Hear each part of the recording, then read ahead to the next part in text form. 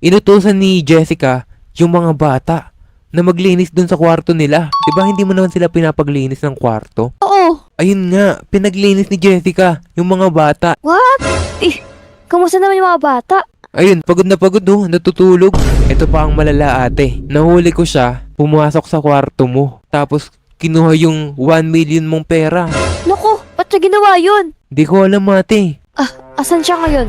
Andun sa taas, nakalak, at sa may kwarto mo. Naku talaga tong... Wait. Oh, tatakas ka pa ha? Teka lang. Jessica? Jessica, nakabalik ka na pala. Ano tong nalalaman ko? Nagnakaw ka doon ng pera? Excuse me? Ako?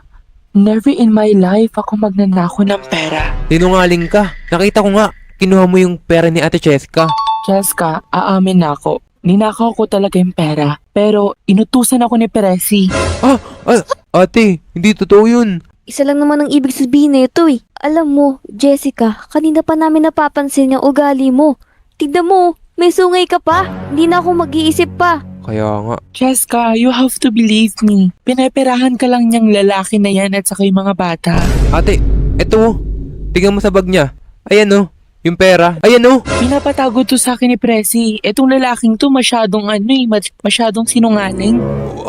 Ako pa talaga ginigate mo dito. Ikaw nga yung kumuha ng pera. Ate, sinong papanimulaan mo? Ako o ay ang kapatid mong demonyita? Buti na lang, meron akong CCTV footage at malalaman ko kung sino ba talaga nagsasabi ng totoo. Ayan, lagot ka na.